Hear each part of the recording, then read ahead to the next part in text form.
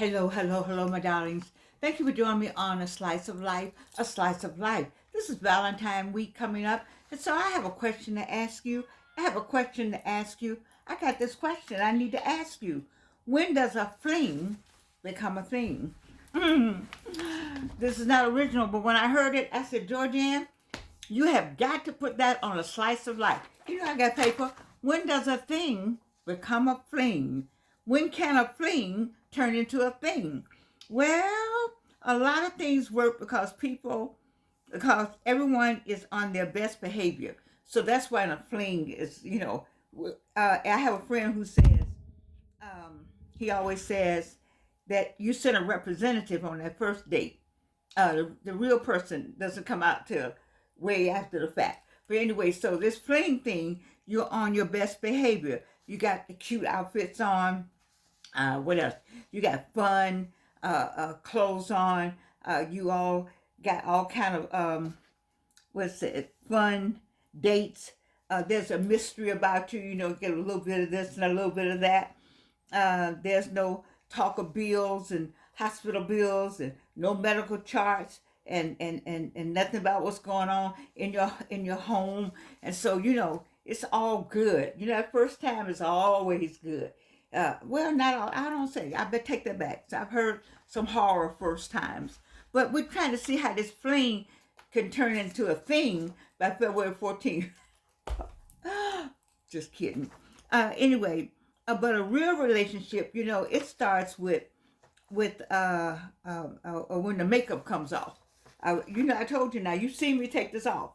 Okay, now I always say you got to like this, and you got to like what's under this. So the real relationship comes when the makeup comes off, when the back pain shows up. Ooh, I told you about this girlfriend of mine.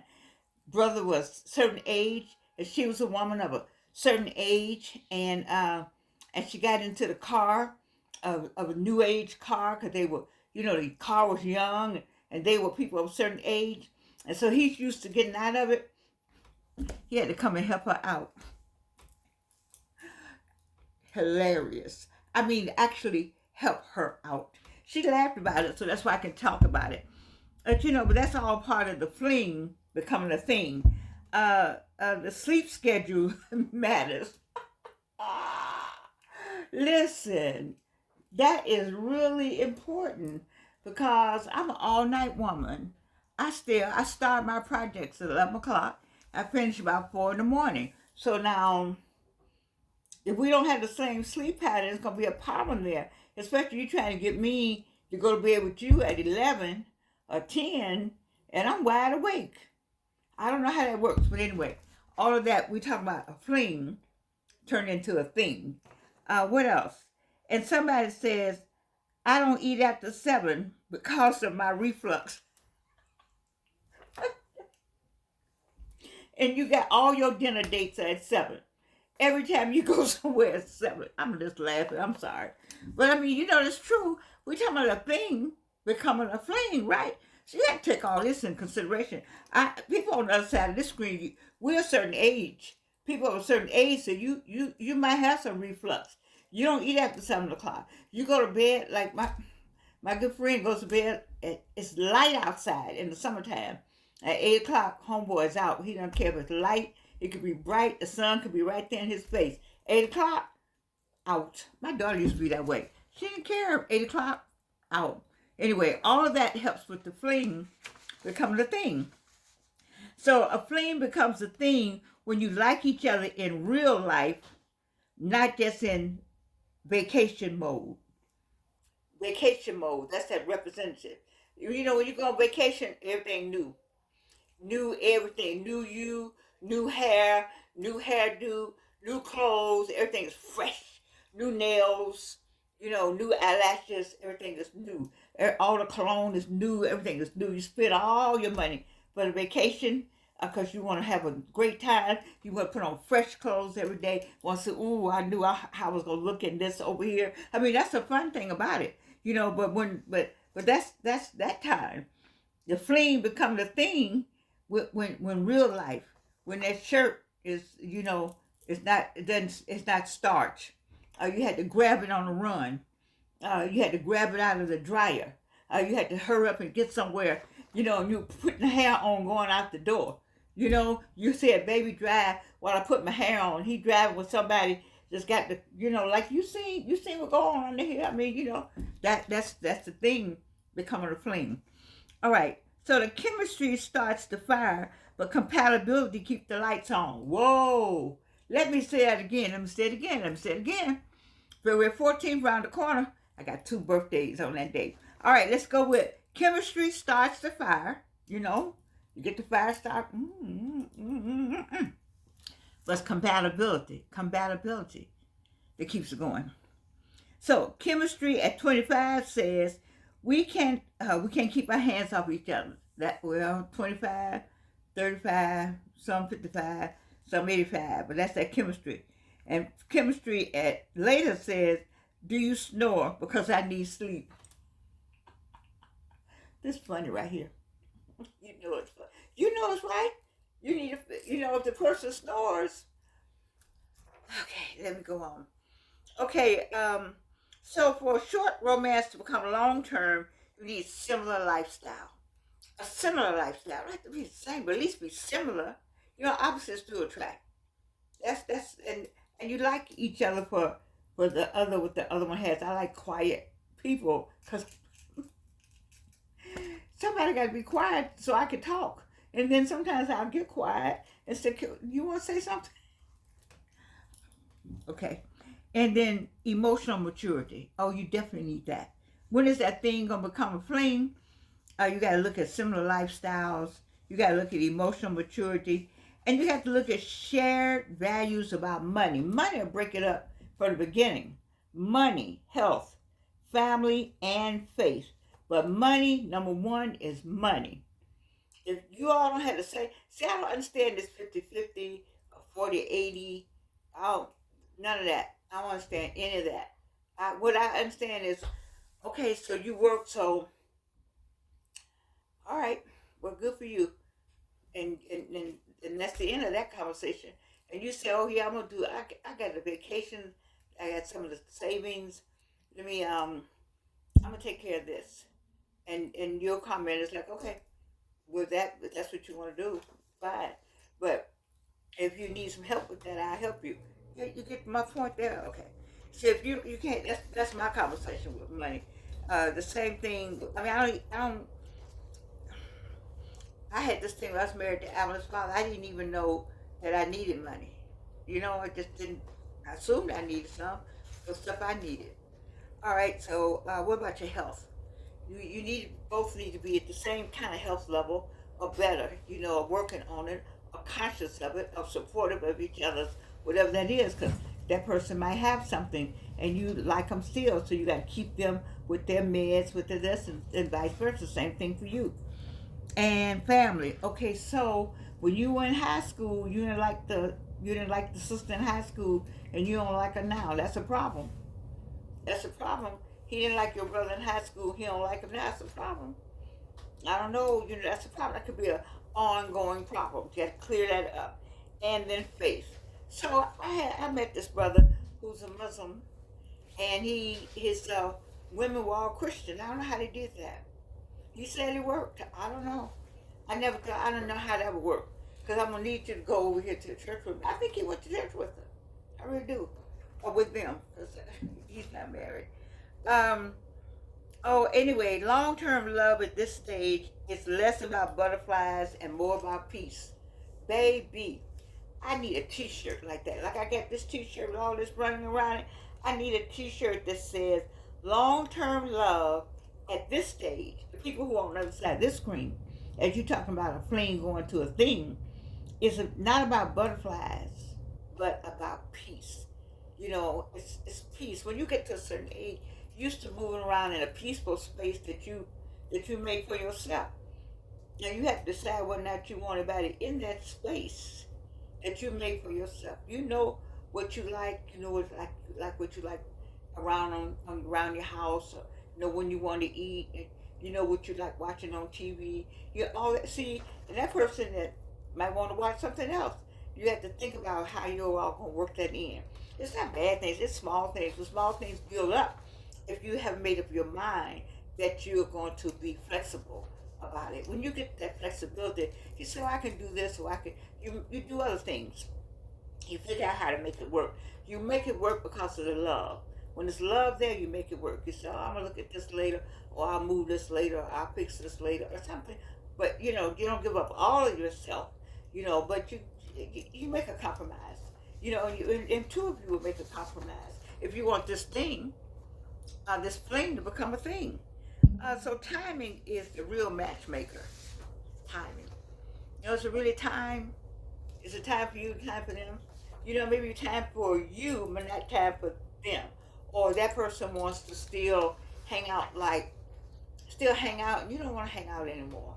You know, like yesterday was a good hangout day, maybe. Hang out like at somebody's house for the for the game, for the for the game, but not for just being in the club or I don't know, some of that y'all be tired of by now. I don't know. Maybe if you're not tired of it, you need to let them go until they get tired of it. They got to be at the cigar bar, and at the cigar bar, they got to be at some club. Now, in some club, the boys come to town, they got to go to that party and this party and homecoming. They got to be at everything at homecoming. It comes a time when you say that's all right, but you want more. And if they still doing that, that's not your person. If that's not your person. That's not your person. You need that person that want to do more things with you. I really want to be with you, and you give up some of your things. You got to be at every sorority meeting, every sorority committee, every church meeting, it's a compromise in there. That's how that fling is going to become a thing. And then there's a serious turn. Fling turns into something lasting when both people are emotionally available. When both of you are emotionally available, then that flame becomes a thing. We got to be emotionally available for each other. That's number one. Number two, both have healed from past relationships. I have a book, Guide to the Second Time Bride. On the first page, I said, are you healed? Are you healed from that last relationship? Are you healed from that last relationship? Are you healed from that? If you're healed from that, then you can move on. But that last relationship, this is still lingering. This is lingering, and that is lingering. It's going to get in the way. It's not time yet. And then both actually want something. You both want each other. You have to both. What I find, and as I talk to people out here in these streets, or in the community, I should say, um, that the partnership thing. You think you want, and then you don't. You think, and that back and forth. You don't need to do it. Let it go. Let it go. At 45 plus, love isn't about finding someone. It's about finding someone who is ready at the same time you are. You can find people all day, but are they ready? Are you ready? And that's the problem. You can actually be with the person over the years. Time goes by. What I tell you all the time, night follows day, day follows night. And so before you know it, time has gone by. You remember when you were a certain age, and you trying to remember now, how did you get to be 45? When did you get to be 55? That's a lot of years. 55 years is a lot of years, people. 45 years is that's a lot of days and nights. That's a lot of sunrises and sunsets. It's a lot of people going in and out of your life. It's a lot of road to cover. 45 years, 55 years on the planet. It's a lot of time. And so you got to find that person that's ready. And you've been with them a while. You may have been with them 9 years, 8 years, 7 years. And they still over here playing. And you over here like waiting. No. Somebody ought to say something by now. So anyway, a fling can turn into a thing. It can, with all I've talked about. But only if both people are ready to trade fantasy for friendship. See, that fantasy thing will keep you. If you've been there 2 years too long, 3 years too long, 5 years too long, 9 years too long. It's fantasy. That fantasy, it's a fantasy. But fantasy needs to turn into friendship. Uh, that's what needs to happen. And the excitement needs to turn into stability and sparks for something that can survive real life. For this out here, what's going on in Washington with name calling and finger pointing, real life is going on. You gotta have somebody stable. You gotta be stable, and they gotta be stable, and they gotta want to be with you. I like watching House Hunters. On HGTV. I love watching House Hunters because they all each the couple has a different idea of what kind of house they want. And so the commentary is to go find a house for this one and then go find a house for that one. And I like to see in the end who's gonna win. You can hear it between the two of them. Well, that's not what I was thinking about. And the other one said, well, that's not what I was thinking about. And you hit a little rough patch in there. And then in the end, you see them smiling. Well, I thought about it, and we could do that later. And the other one would say yes, and so I gave up my blah blah blah. That's that love, because they said, oh, you know what? We can fix all this. We can fix all this. That's cosmetic, but we can't fix each other. And so it's a sharing of the love and the wanting to be together. That in the end, they choose house number 3. And while you up there thinking they're gonna choose house number 1, they choose the house that had all the things that neither one of them liked, and then they get that one. I love house hunters because I like watching what it means to what I see as adults coming together. They don't let the house get in the way. They don't let the price get in the way. The children get in the way. They don't let anything get in the way because they don't want anything to get between them and the love that they have for one another. So your fling could turn into a thing if you take some of these ideas I'm talking about today. And so let's turn this fling into a thing. Um, Not just the chemistry, but the connection. Has to be a connection. And when you have the connect, when you know the connection is there, and the other one is still, then you need to. What you do is you let people go. You have to let a butterfly go, because if the butterfly loves you, it will come back. You have to let people go, and they will come back if it's supposed to be. But you have to let them go. Let them go on and do all that, have all that, and enjoy all that, and be with all of that. Because I'm going to stay over here. Because for me, it was not a fling, it was a thing. And so for you, at this stage of life, love isn't about fireworks every night. It shouldn't find someone, it's about finding someone whose presence feels like peace. Are you peaceful with that person? When they come in the room, you just say, wow. You're peaceful with them, no agitation. You just to feel their presence. And they can feel your presence. It's like you could just go, they're here. Wow. He's right here. She's right here.